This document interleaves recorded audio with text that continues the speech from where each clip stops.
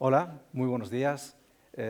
Muchas gracias por venir a escucharme y muchas gracias al país por organizar esta actividad tan interesante. Hoy vengo desde Asturias para plantearos una pregunta que tal vez no habéis pensado nunca. Y sin embargo, hay muchas personas que están comenzando a preguntarse, a formularse esta cuestión continuamente. Y es, ¿podemos ser inmortales? Y si podemos, ¿realmente merece la pena llegar a serlo? La búsqueda del elixir de la eterna juventud ha sido siempre una cuestión que ha preocupado mucho a la especie humana y ha sido pues, realmente interesante y un español, un gran explorador, Ponce de León, recorrió el mundo tratando de encontrar lo que él llamaba la fuente de la vida. En este viaje, hace más de 500 años, él descubrió otros territorios y fue capaz de extender la visión que teníamos de nuestro propio mundo, pero fracasó en su objetivo principal. No encontró la fuente de la eterna juventud. ¿Y por qué? Porque no intuyó que el verdadero secreto de la longevidad no estaba en tierras lejanas ni en fuentes maravillosas, sino que estaba dentro de nosotros mismos, como aparece en esta imagen que representa un viaje al centro de la vida. Por eso hoy me gustaría compartir con vosotros lo que hemos aprendido en nuestro laboratorio de la universidad, en una exploración continua del mundo minúsculo, el que está situado en el interior de cada uno de nosotros, de cada una de nuestras células. Este viaje de exploración hacia el mundo interior es realmente un viaje complejo. ¿Y por qué es complejo? Pues me gustaría recordaros los números de la vida, que son tan importantes o más que los números de la economía. Los números de la vida nos dicen que estamos construidos por más de 100 billones con B de células. Y de estos 100 billones, solo 100.000 millones son neuronas. Y podemos pensar, son pocas comparativamente con el resto de las células, pero son tantas como estrellas hay en la Vía Láctea. O sea que todos y cada uno de vosotros tenéis en vuestra máquina de pensar el universo entero, absolutamente. Está depositado dentro de vosotros. Y tenemos la conciencia, la creencia de que con el cerebro, con esta maravillosa, increíble, imposible tal vez de imaginar máquina de pensar, somos capaces de explicar la vida, las enfermedades, el envejecimiento, nuestro lugar en el mundo. Y me gustaría retar esta idea y deciros que además del cerebro tenemos otro procedimiento, otro lenguaje, otra manera de interpretar, de almacenar, de transmitir información. Es un lenguaje muy sencillo porque solo está construido por 4 letras, una vocal y 3 consonantes, una A, una C, una G y una T, que son las 4 letras que designan los componentes químicos que permiten el lenguaje genómico, el lenguaje de la vida. ¿Cuántas letras de estas hay en cada una de nuestras células, en nuestro genoma? 3.000 millones.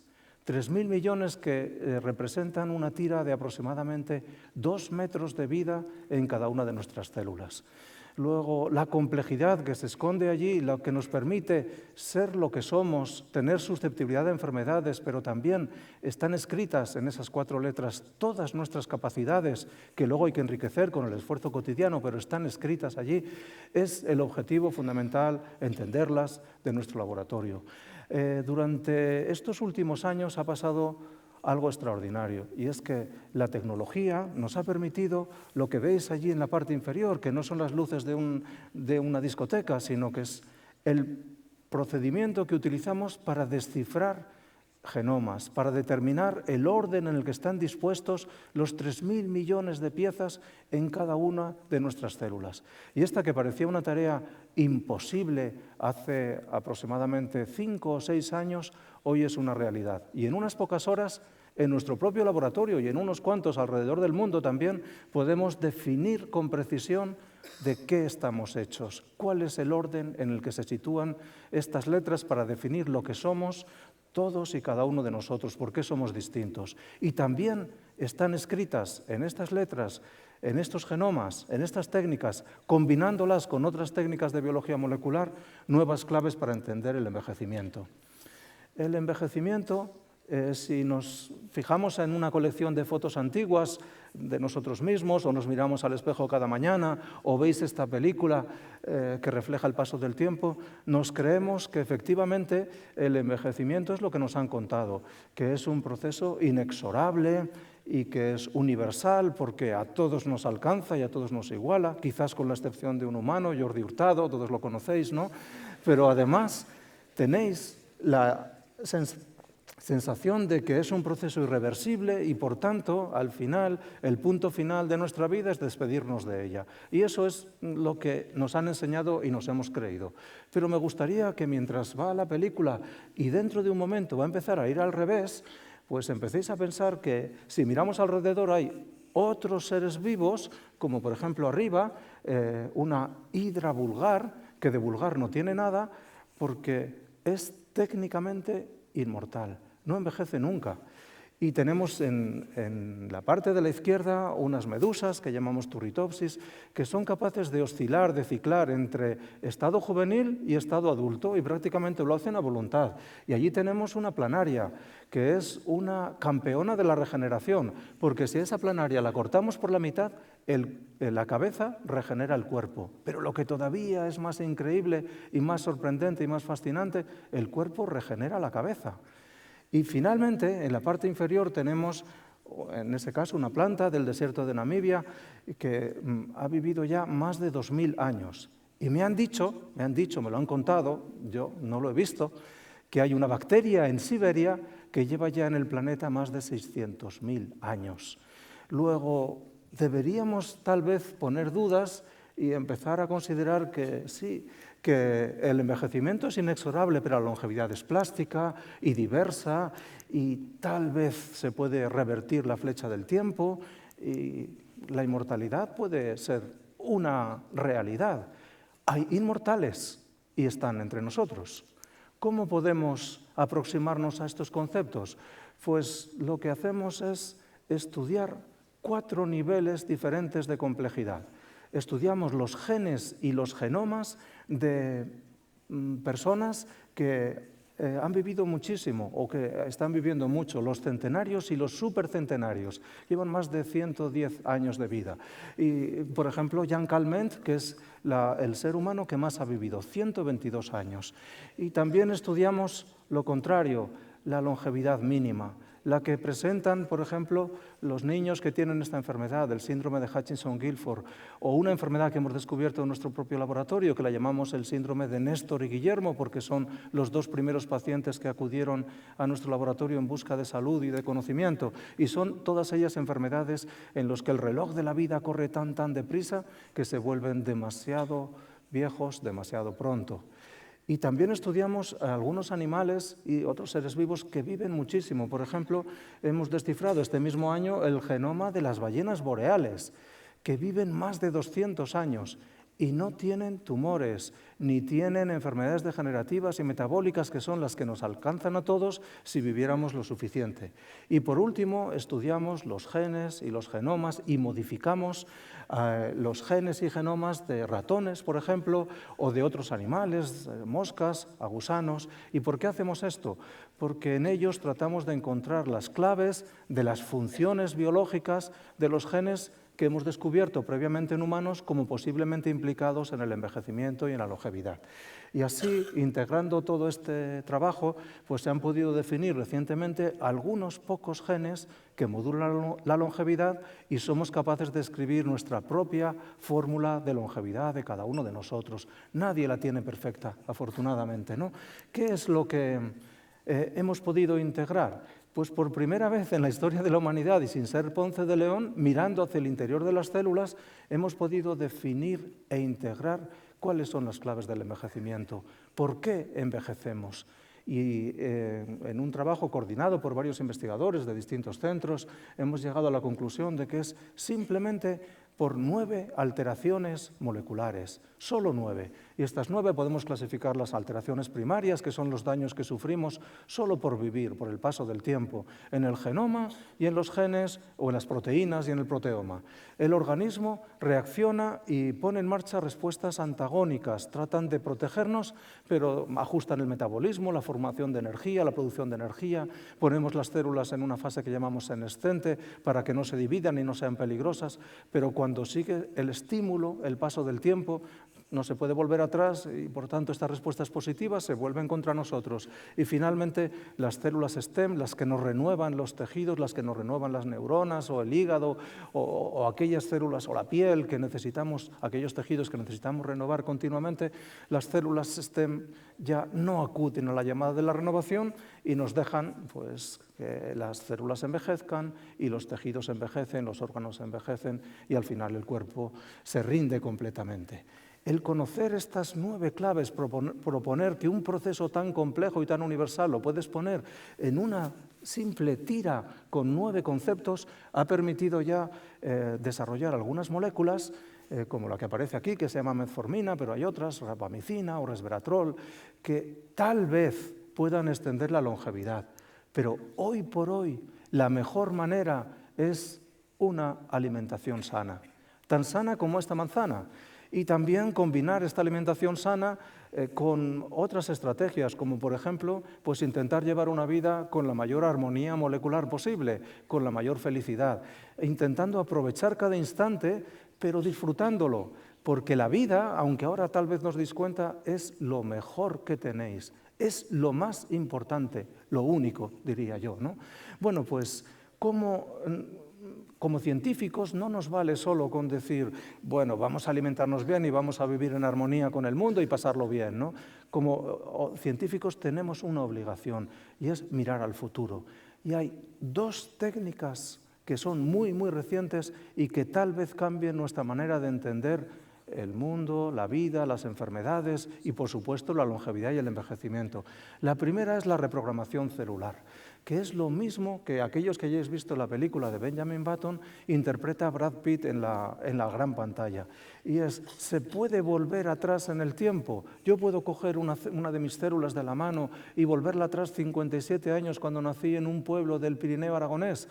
Se puede, gracias a un investigador japonés que se llama Shinya Yamanaka, que acaba de recibir el premio Nobel de Medicina, o sea que no estamos hablando de ciencia ficción. Con 4 proteínas que llamamos factores de transcripción podemos volver atrás las células en el tiempo hasta llevarlas a un estado casi embrionario lleno de juventud bioquímica. Y así, por ejemplo, en la parte donde pone IPS, células IPS, construimos células IPS, células pluripotentes, células STEM inducidas. Esas son células de Guillermo, uno de los chicos con este síndrome de Néstor y Guillermo.